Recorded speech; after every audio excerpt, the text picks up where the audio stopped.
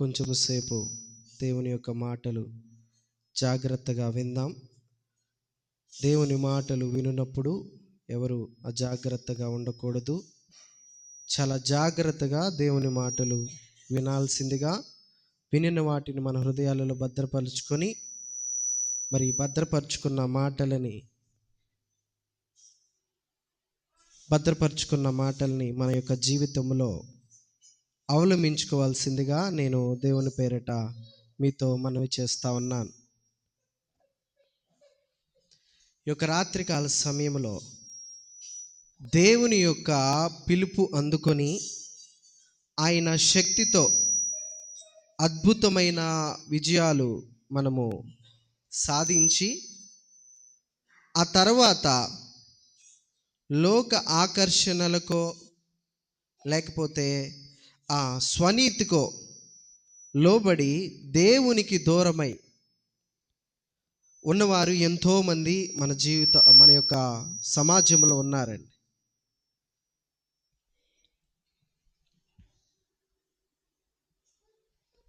సమాజంలో చాలామంది అట్లాంటి వారు ఉన్నారు.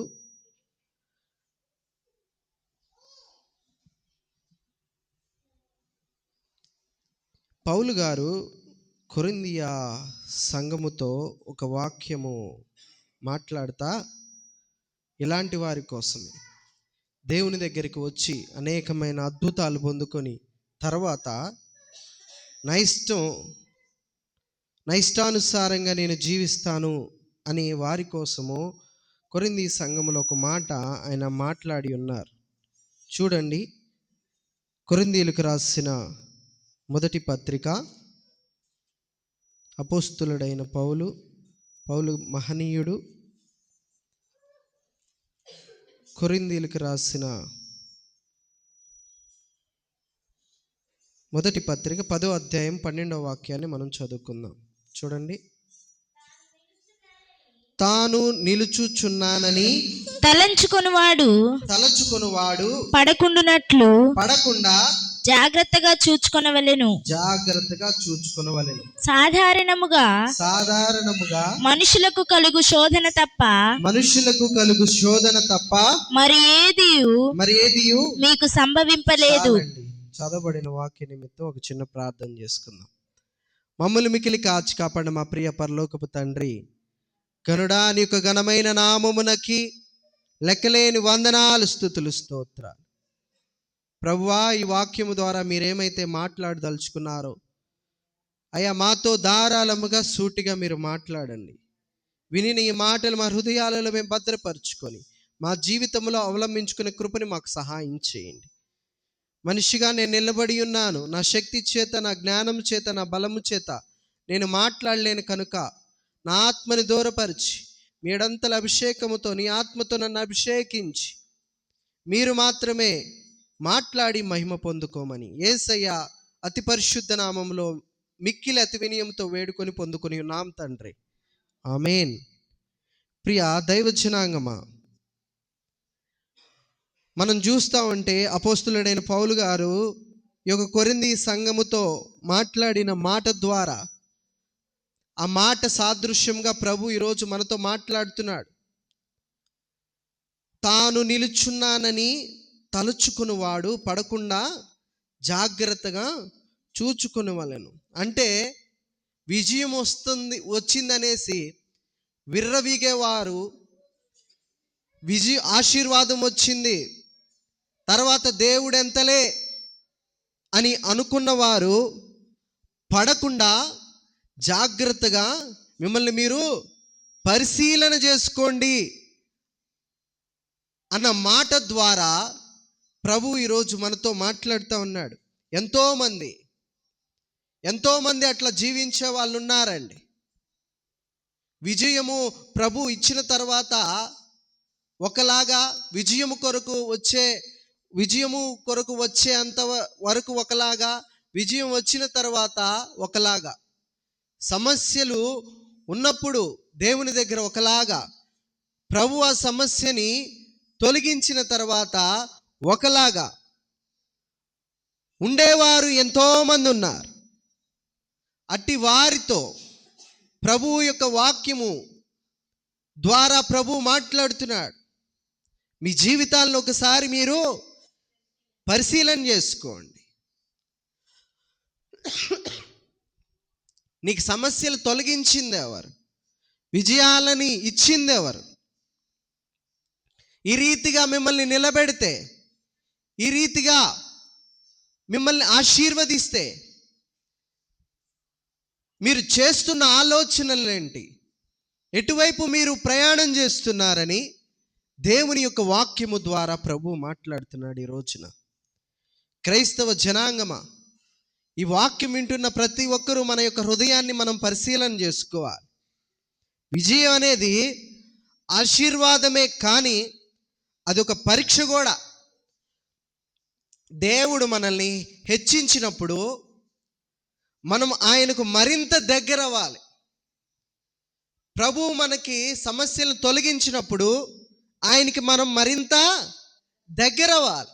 అయితే చాలామంది సమస్యలు పోయిన తర్వాత, విజయం వచ్చిన తర్వాత,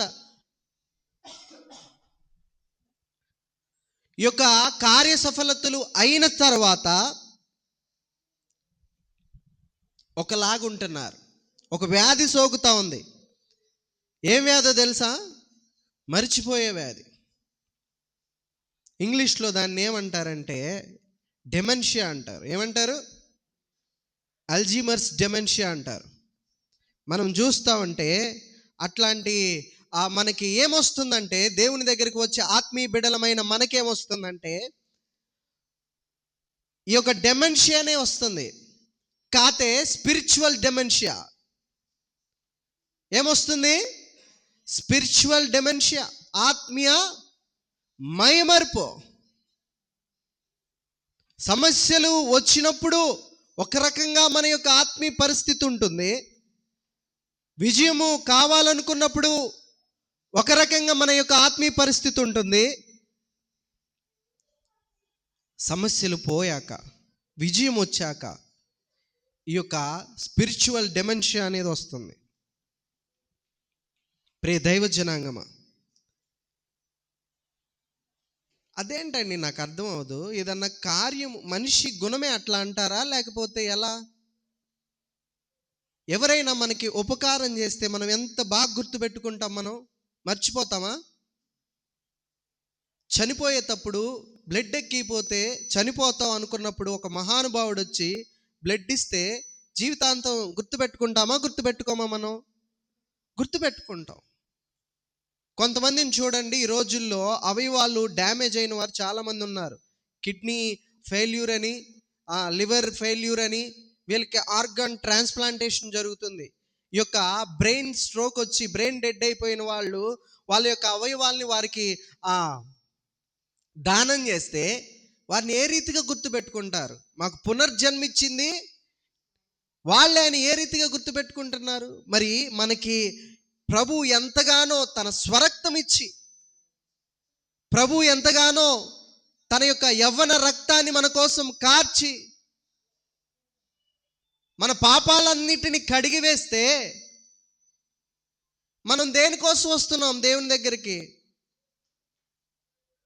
మన పరిస్థితులు కేవలం స్థిమితం అంటే ఏమంటామంటే మన పరిస్థితులన్నీ చక్కబర్చయ్యా అన్నట్లుగానే వస్తున్నాం. చక్కబర్చాక ఆయన అంత ఆ యొక్క పరిస్థితులన్నిటినీ, ఆ ప్రతికూలతలన్నిటినీ అనుకూలపరిచాక, హూ ఆర్ యు గాడ్, ఎవరివయ్యా నువ్వు అనేసి అన్నట్లుగా మనము ఉంటున్నాం. ప్రియులారా, ఆశీర్వదిస్తే మనం ఇంకా దగ్గర అవ్వాలి, కానీ దేవుని దగ్గరకు వస్తే ఎందుకని దేవునికి దూరం అయిపోతున్నారో నాకు అర్థం అవ్వట్లేదు. ఈరోజు అట్లాంటి పరిస్థితుల్లో మనం ఉన్నామేమో, మనల్ని మనము పరిశీలన చేసుకోవాలి. ఏ రీతిగా మనం ఉంటున్నాం? ఈ యొక్క స్పిరిచువల్ డెమెన్షియా అనేది నీకు ఉందేమో, మనల్ని మనం పరిశీలన చేసుకోవాలి.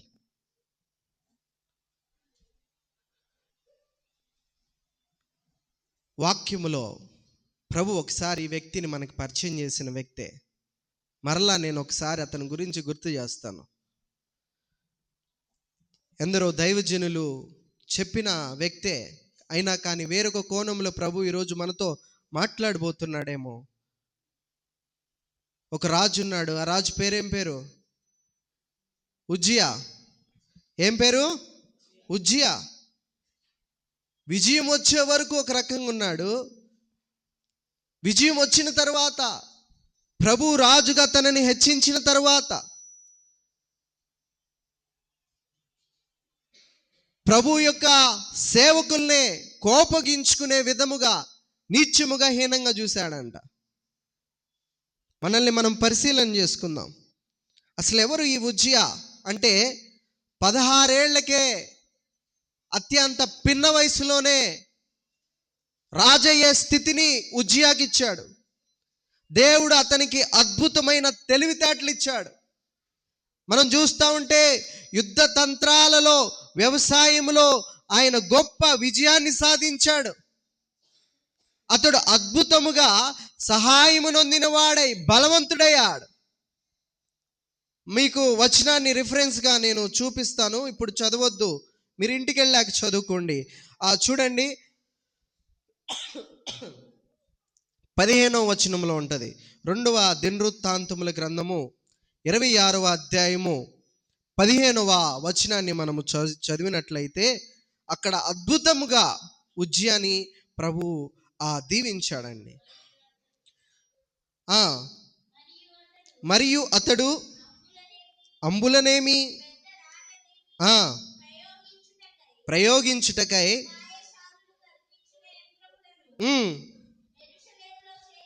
యెరూషలేములో చేయించి బురుజులలోను ఉంచెను. అతడు స్థిరపడు వరకు. దేవునికి స్తోత్రం, హల్లెలూయా. ప్రభు ఆశ్చర్య రీతిగా సహాయం చేశాడండి. ఎందుకంటే ఆ రీతిగా ఉజ్జియా విజయం వచ్చే వరకు ప్రభువుని ఆనుకొని ఉన్నాడు. మనం ఏ రీతిగా అయితే ప్రభువా నా బిడల పరిస్థితి ఏంటయ్యా అనేసి అనుకుంటామో, ఏంటయ్యా మా కుటుంబ పరిస్థితి, నా గృహం లేదు, గృహ పరిస్థితి ఏంటి, మరి నేను నలుగురిలో అవమానపరచబడుతున్నాను, ఏంటయ్యా నా పరిస్థితి అనేసి మనం ఏ రీతిగా అయితే ప్రార్థన చేస్తామో, ఆ రాజైన ఉజ్జియా కూడా సమస్య పోయేంత వరకు, విజయం వచ్చేంత వరకు ప్రభువుని ఆనుకొని ప్రభు యొక్క సహాయాన్ని పొందాడంట. మరి తను ఏ రీతిగా కృతజ్ఞత కలిగి ఉండాలి? చనిపోయేంత వరకు నా ప్రభువే నన్ను హెచ్చించాడు, నా ప్రభువు లేకపోతే నా జీవితము ఏమైపోయేదో, నా ప్రభువు లేకపోతే నా యొక్క పరిస్థితి ఏమైపోయేదో, నేను రాజుగా ఈ రీతిగా ఆశీర్వదింపబడ్డానంటే, ఈ రీతిగా హెచ్చింపబడ్డాను అంటే అది కేవలము దేవుని మహాకృప అనేసి ఎంత కృతజ్ఞత కలిగి ఉండాలండి. కానీ తను ఏం చేశాడంటే, ఏం చేశాడు? అతడు చాలా విజయం వచ్చిన తర్వాత బలవంతుడయ్యానని అనుకొని తన మనస్సున తను గర్వించను అని రాయబడి ఉంది. చూడండి, అయితే అతడు నిలబడిన తర్వాత, అంటే స్టాండర్డ్గా, శాశ్వతముగా, స్థిరంగా నిలబడిన తర్వాత అతడు మనస్సున గర్వించి చెడిపోయిన. దేవునికి స్తోత్రం, హల్లెలూయా. గర్వించెను అని రాయబడిందా, లేకపోతే గర్వించి చెడిపోయెను అని రాయబడిందా? ఎందుకంటే అది మన యొక్క నెక్స్ట్ జనరేషన్ గర్వం తర్వాత చెడిపోవటం అంటూ ఒకటి ఉంటుంది. ఆ చెడిపోయిన తర్వాత నాశనం ఉంటుంది అనేసి మనకి గుర్తు చేయటానికి ఆ వాక్యాన్ని, ఆ గర్వం తర్వాత చెడిపోయెను అని రాయించాడు ప్రభు. దేవునికి స్తోత్రం తెలియపరుద్దాం, హల్లెలూయా. ప్రియ దైవ జనాంగమా, ఈరోజు ఉజ్జియా లాంటి బ్రతుకే నీదై ఉన్నదేమో. విజయము కొరకు దేవుని దగ్గరికి రావడము, విజయం పొందుకున్న తర్వాత మనస్సు గర్వించి దేవునికి దూరం అవడం నీలో ఉందేమో. అందుకు ప్రభు నీతో మాట్లాడుతున్నాడు ఈ రోజున. ఉజ్జియా లాంటి మనస్సు నీకొద్దు. మేబీ ఆ గర్వము ఉజ్జియాకి రాకపోతే, ఉజ్జియా వంటి రాజు ఇంకొకడు లేడు అని బైబిల్లో రాయించేవాడేమో ప్రభు. ఆ ఘనత తను పొందుకోలేదు, ఆ ఉజ్జియా పొందుకోలేదండి. ఎందుకు పొందుకోలేదంటే, మనల్ని మనము పరిశీలన చేసుకోవాలి. ఎందుకు పొందుకోలేదంటే, మనస్సున గర్వం వచ్చేసింది. ఏముందిలే, రాజయ్యాను, నాకేమైనా కొదువా, నేను అలా ఆజ్ఞ వేయగానే అది జారీ చేసి ప్రారంభించబడుతుంది కదా, ఏ మాట అయినా కానీ త్వరగా జరుగుతుంది కదా, ఏ పనైనా త్వరగా జరుగుతుంది కదా అనేసి తను గర్వించాడండి. మనము కూడా ఆ రీతిగా ఉండకూడదనేసి ఈ ఉజ్జియాని ఒక ఉదాహరణగా బైబిల్ గ్రంథంలో ప్రభు ఆనాడే రాయించాడు.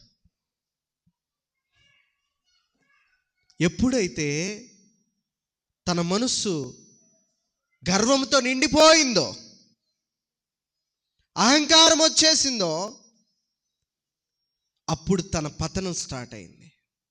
అప్పుడు దాకా గొప్ప యుద్ధాలు చేయించాడు, గొప్ప బురుజులు కట్టించాడు, మంచిగా వ్యవసాయంలో మంచి టెక్నాలజీని తను తీసుకొచ్చాడు. కానీ ఎప్పుడైతే మనసులో అహంకారం వచ్చేసిందో, నేను చేసుకున్నా, నేను ఈ సామ్రాజ్యాన్ని కట్టుకున్నా, మనకు కూడా వస్తుంది కదా. మనకి ఎప్పుడు వస్తుంది? మంచిగా ఒక గృహము, అందమైన ఒక కోట కట్టుకున్నప్పుడు, ఇంకా ఏంటి, మంచి మంచి బంగారు ఆభరణాలు చేయించి, ఇంకా తిండికి వస్త్రానికి ఏమి సమాధానానికి కొరత లేనప్పుడు మనకి గర్వం వచ్చేస్తుంది. రాదు అన్నవాళ్ళు బహుశా చేతులు ఎత్తండి, ప్రభు వాళ్ళని గొప్పగా దీవిస్తాడు. ఎవరన్నా ఉంటే చేతులు ఎత్తండి. దేవునికి స్తోత్రం, హల్లెలూయా. మా అమ్మగారు చేతులు ఎత్తారు. మా అమ్మగారిని ప్రభు దీవిస్తాడండి. దేవునికి స్తోత్రం, హల్లెలూయా. ప్రియ దైవ జనాంగమా, ఈరోజు గర్వం అనేది మనలోకి రాకూడదండి. ఉజ్జియాకి ఆ గర్వం అనేది వచ్చేసింది, పతనం స్టార్ట్ అయిపోయింది. దేవుడు ఇచ్చిన విజయాన్ని చూసి తన పరిధిని దాటి యాజకులు చేయవలసిన పనిని తానే చేయాలనుకున్నాడు. తానే చేయాలనుకొని, సరే చేయాలనుకున్నాడు. చేయాలనుకున్న తర్వాత ఇంకా చేయకూడని తప్పేంటంటే యాజకుల మీద కోపపడటం, దైవ సేవకుల మీద కోపపడటం. ఈరోజు సంఘాలలో ఎన్నో ఇట్లాంటి పరిస్థితులు ఉన్నాయి. యాజకుల మీద కోపపడడం, దేవుడు నిర్మించుకున్న బిడల మీద మనస్మర్ధలు తెచ్చుకోవడం. ఈ రీతిగా ఉంటే మన పతనం స్టార్ట్ అయిద్దండి. ఒకవేళ యాజకులు, ఏదైనా దైవ సేవకులు, దేవుడు నియమించుకున్న ఆయన యొక్క సేవకులు ఏదైనా కానీ దేవునికి అతీతముగా ఆజ్ఞ అతిక్రమించి ప్రవర్తిస్తూ ఉంటే మాట్లాడాలి, తప్పులేదో. కానీ ఉజ్జియా అక్కడ ఏం చేశాడంటే తన అధికారాన్ని అక్కడ చూపించాలనుకొని దైవ సేవకుల మీద కోప్పడ్డాడు. చదవండి ఆ వాక్యాన్ని, రిఫరెన్స్ చెప్పండి. దినవృత్తాంతములు 26:19 చదవండి. ఉజ్జియా ధూపము వేయుటకు ధూప ఆర్తిని చేత పట్టుకొని రౌద్రుడై యాజకుల మీద కోపము చూపెను. దేవునికి స్తోత్రం. ఏం చేశాడు అక్కడ? కోపం చూపించాడంట. ఎవరి మీద? అండర్లైన్ చేసుకోండి. వెంటనే ఏమైపోయింది అక్కడ? చదవండి. యెహోవా మందిరములో ఆ పీఠము పక్కనే ఉన్నాడు అతడు. అదే క్షణమున దేవుని సేవకులు చూస్తా ఉన్నారు. అతని నొసట కుష్ఠరోగము పుట్టెను. చూడండి ఎంత బాధాకర విషయం. వెంటనే ఏం జరిగింది? పతనం స్టార్ట్ అయింది. అహంకారముగా అధికారాన్ని ప్రదర్శించుకోవాలి అనుకొని చేస్తారు చూడండి కొన్ని పనులు. అప్పుడు బాగానే ఉంటుంది పని చేసేటప్పుడు. ఉజ్జియా కూడా తన అధికారాన్ని చూపించుకోవడానికి, మీరంతా ఏ పార్టీ వాళ్ళు, మీరు ఈ రీతిగా మంచి రాజు స్థాయిలో నేనున్నాను అనేసి యాజకుల మీద కోప్పడిపోయి వెళ్తా ఉన్నాడంట. అతడు ఆ పక్కనే, ఆ పీఠము పక్కనే కోపపడిన యాజకులు కూడా చూస్తూ ఉన్నారంట. పాపం ఏం చేయలేక, రాజు కదా ఏమైనా చేయొచ్చు అని వారి యొక్క మనస్సుని అక్కడ సైలెంట్ చేసుకున్నారు. యాజకులయ్యుండి కూడా అట్లా చూస్తా నిలబడిపోయారు. ఏం జరిగింది? పతనం వచ్చిందా లేదా? ఈ ఉజ్జియాకి వచ్చింది. వెంటనే ఇన్స్టాంట్ అంటారు చూడండి, ఇన్స్టాంట్ మ్యాగీ ఎన్ని నిమిషాల్లో తయారైపోద్ది? 2 నిమిషాల్లో. అట్లా వెంటనే చూస్తూ ఉండగానే పని అయిపోతా పతనం స్టార్ట్ అయింది. ప్రియ దైవ జనాంగమా, దేవుడు హెచ్చిస్తాడు. ఆ హెచ్చింపు మన మంచికి వాడుకోవాలి. కానీ ఆ హెచ్చింపు దేవుడు ఆ రీతిగా మనల్ని హెచ్చించినప్పుడు హద్దులు దాటి ప్రవర్తించకూడదు. ప్రియ దైవ జనాంగమా, మనల్ని మనం పరిశీలన చేసుకుందాం. ఏ రీతిగా మనము ఉన్నాం? ఈరోజు మనల్ని మనము పరిశీలన చేసుకోవాలి. ఈరోజు నేటి సేవకుల్లో నేటి యొక్క పరిస్థితులు చూస్తూ ఉంటే చిన్న స్థాయిలో మరి ఎంతోమంది సేవని ప్రారంభిస్తూ ఉన్నారు. ఆ యొక్క చిన్న స్థాయిలో సేవ ప్రారంభించి దేవుడు కోట్లలో ఆస్తిని, వేలల్లో జనాన్ని అలా ఇచ్చిన తర్వాత ప్రార్థన తగ్గించి ఏమని మాట్లాడుకుంటున్నారో తెలుసా? సంఘాన్ని నేనే కట్టాను, ఇంకా నేనే చేశాను అనేసి అహంకారంతో ఉండిపోయే స్వభావం సేవకుల్లో ఉంటా ఉంది. ప్రియ దైవ జనాంగమా, ఏ విశ్వాసి అయినా కానీ, ఏ యొక్క ప్రతి దైవ సేవకులైనా కానీ దేవుని యొక్క సన్నిధానములో మనల్ని మనం పరిశీలన చేసుకోవాలి. ఈ రీతిగా మనం హెచ్చింపబడ్డామంటే ఆయన కృపే. ఆయన ఎదుట మనం ఎప్పుడు తగ్గించుకొని ఉండాలి. రాజైన ఉజ్జియాని ప్రభు హెచ్చించాడు. హెచ్చించిన తర్వాత అహంకారంతో గర్వించాడు. ఏమైపోయింది? పతనం వచ్చింది. ప్రియ దైవ జనాంగమా, ఆ రీతి అయిన పతనానికి మనం గురి కాకూడదు అంటే హద్దులు దాటకూడదు. ప్రభు హెచ్చిస్తాడు, విజయం ఇస్తాడు.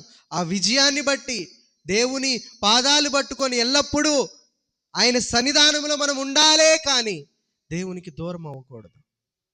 ఈరోజు చాలామంది అండి ఆ రీతిగా మంచిగా పాటలు పాడేవాళ్ళు, మంచిగా వాక్యాన్ని చెప్పగలిగేవాళ్ళు, మంచిగా ప్రార్థన చేసేవాళ్ళు, ఎంతోమంది పరిశుద్ధులు గర్వించి పాపానికి లోబడిపోతా ఉన్నారు. పాపులు పరిశుద్ధులైతే ప్రభు ఆనందిస్తాడు, కానీ అట్లాంటి పరిశుద్ధులే,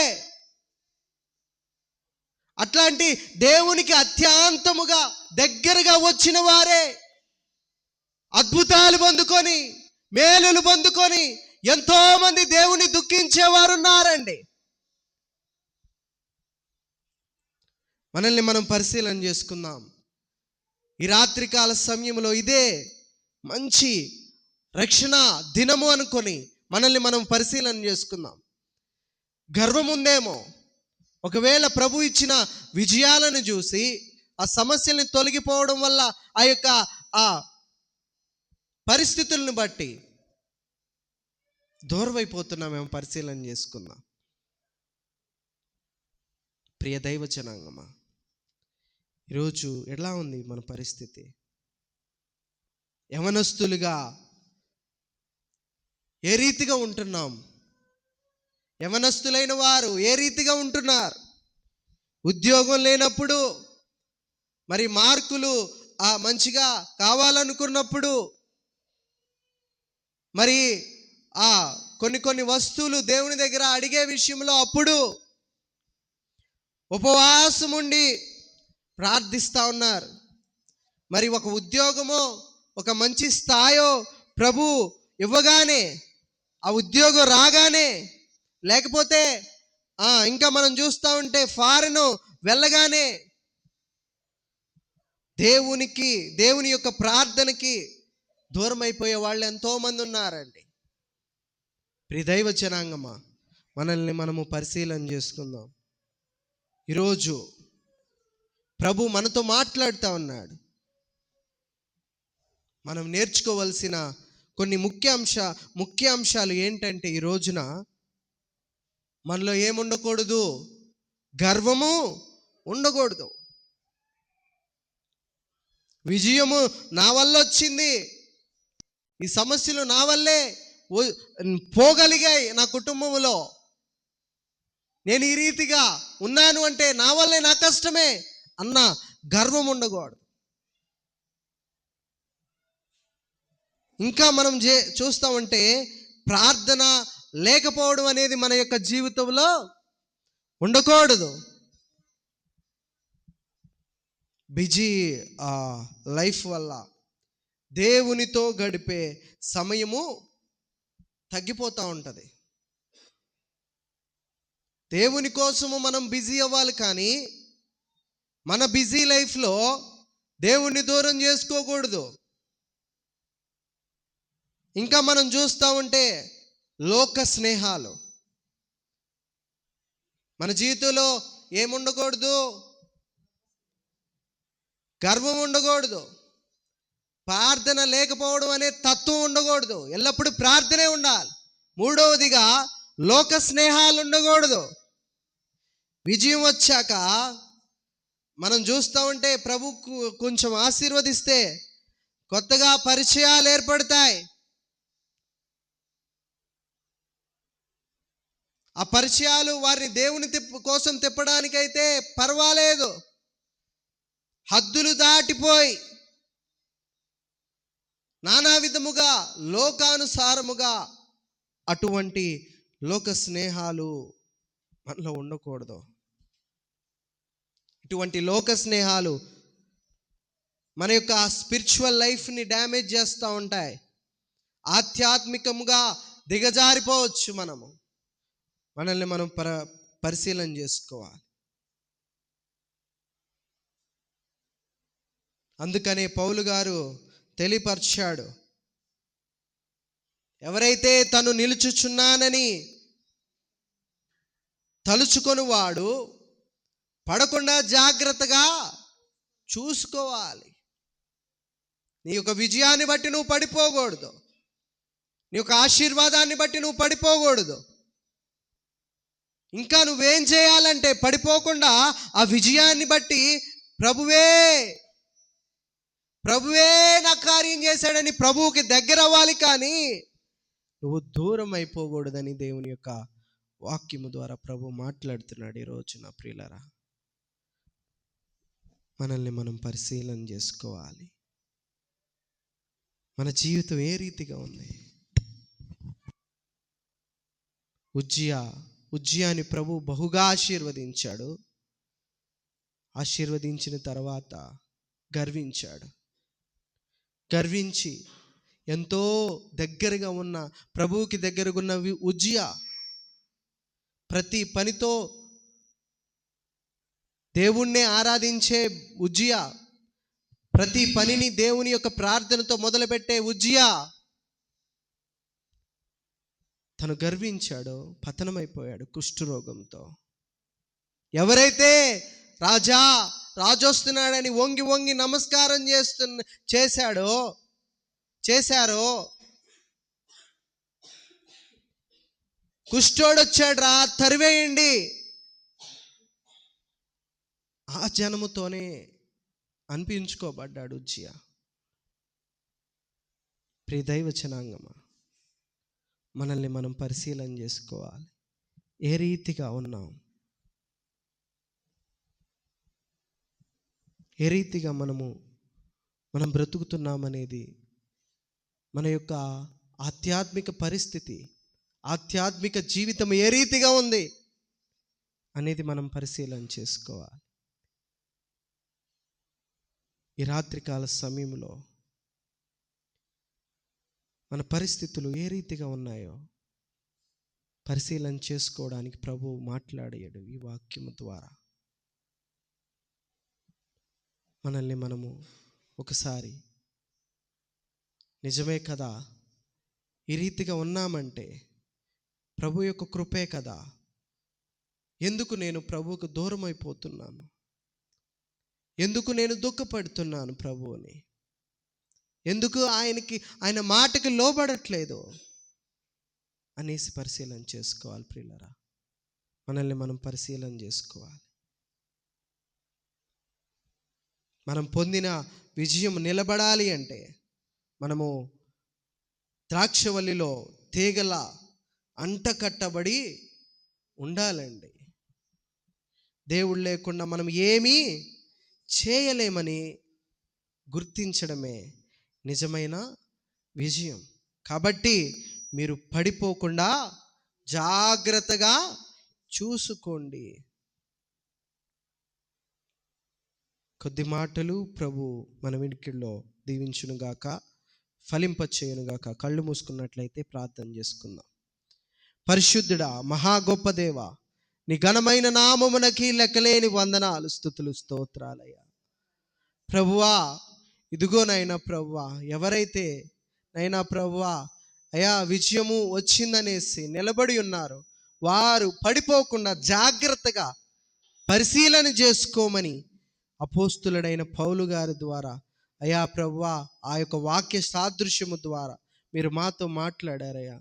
అయా విజయం వస్తే ఇంకా మీకు దగ్గర అవ్వాలే, కానీ మా పరిస్థితులేమో నిన్ను దుఃఖపరిచే పరిస్థితుల్లాగా ఉన్నాయి. నీకు దూరముగా అయా పోయే పరిస్థితులుగా నాయన ప్రభు మా జీవితం ఉంటుంది నాయన.